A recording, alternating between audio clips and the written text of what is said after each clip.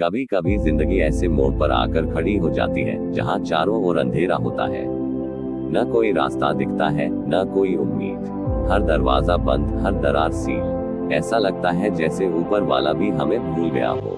दिल टूटता है, हिम्मत डगमगाती है और मन कहता है अब नहीं हो पाएगा। लेकिन क्या वाकई ये अंत होता है? नहीं, असल में वहीं से शुरुआत होती है। जहां रास्ते खत्म हो जाते हैं वहां इरादे रास्ते बनाते हैं। जहां कोई साथ नहीं होता वहां हौसला साथी बनता है। जहां पूरी दुनिया मुंह फेर लेती है वहां खुद पर भरोसा रोशनी बनता है। ये दुनिया उन लोगों की नहीं है जो हालातों से हार मान ले, ये दुनिया उनके लिए है जो हालातों को झुका दे।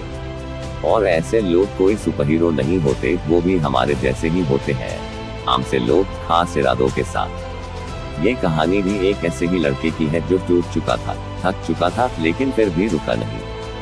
जिसके पास ना पैसा था, ना सहारा, ना कोई चमत्कारी ताकत। बस था तो एक जुनून कुछ कर दिखाने का।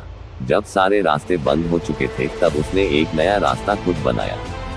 और वही रास्ता उसे वहां ले गया जहां पहुंचने का सपना कभी सिर्फ आंखों में पलता था। रघु बिहार के एक छोटे से गांव में पैदा हुआ। उसका परिवार बहुत गरीब था। उसके पापा खेतों में काम करते और माँ गांव में सिलाई करती थी। 3 बच्चे थे। घर में ज्यादातर दिन दाल चावल भी नहीं बनता था। कई बार तो सिर्फ नमक रोटी में दिन कट जाता।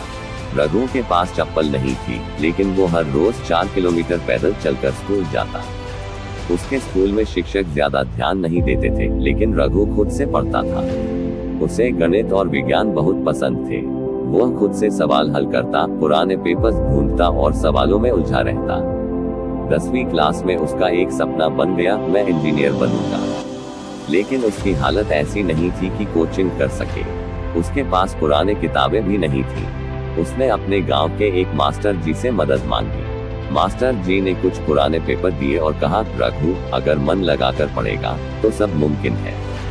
रघु दिन रात पढ़ता रहा, खेत के किनारे बैठकर, मिट्टी पर लिखकर, रात को ढिबरी की रोशनी में किताबें पढ़कर। जब 10वीं का रिजल्ट आया तो पूरे जिले में उसका नाम था। वो टॉपर बना। अब उसे 11वीं और 12वीं की पढ़ाई के लिए शहर जाना था। लेकिन पैसे माँ ने अपने बचाए गहने बेच दिए, पापा ने उधार लिया। रघु पटना आ गया। यहाँ उसे रहने के लिए एक छोटा कमरा मिला। वो सुबह स्कूल जाता, शाम को ट्यूशन पढ़ता और रात को ढाबे में बर्तन धोता। इसी ढाबे से जो खाना बचता वो ही खाता। लेकिन उसने पढ़ाई नहीं छोड़ी। एक दिन गांव से कॉल आया, तेरे पापा का एक्सीडेंट हो गया है, हालत गंभीर है। रघु भागकर गांव गया। पापा बिस्तर पर थे। घर में कर्ज और डर दोनों थे। माँ रोते हुए बोली, बेटा अब पढ़ाई छोड़ दे, घर चला, कुछ काम कर। रघु चुप था, फिर बोला, माँ बस 1 साल और, अगर कुछ नहीं हुआ तो हमेशा के लिए घर लौट आऊंगा। रघु पटना लौटा। उसके पास पैसे नहीं थे, खाना नहीं था, लेकिन इरादा था। वो मुफ्त ऑनलाइन लेक्चर देखता, पुराने नोट्स पढ़ता।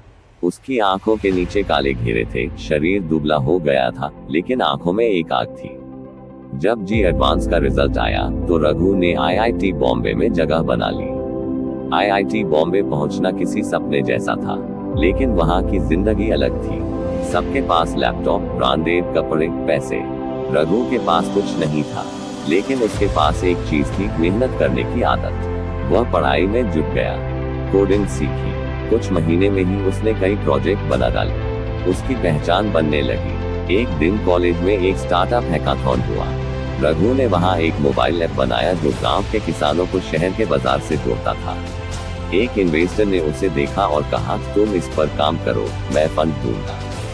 रघु ने जॉब लेने की बजाय खुद का स्टार्टअप शुरू किया, मिटीटेक। शुरुआत में मुश्किलें थी, टीम नहीं, पैसा नहीं, अनुभव नहीं। लेकिन फिर भी रघु ने हार नहीं मानी। धीरे धीरे किसान जुड़ने लगे। सरकार की स्कीम भी जुड़ गई। किसानों को फायदा हुआ और मिटीटेक चल निकली। आज मिटीटेक 12 राज्यों में काम कर रही है।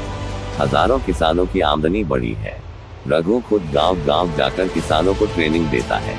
वो अब लाखों कमाता है, लेकिन अभी भी उसी गांव में एक स्कूल चला रहा है, मुफ्त। रघु कहता है, जब सारे रास्ते बंद हो जाएं, तब खुद रास्ता बनाना पड़ता है।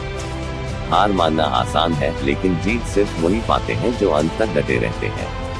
अगर रघु जैसा एक गरीब टूटा हुआ लड़का इतने मुश्किल हालात में भी हार नहीं माना, तो आप भी नहीं मान सकते। चाहे जो भी हो, अगर आप ठान लें तो आप भी इतिहास बना सकते हैं।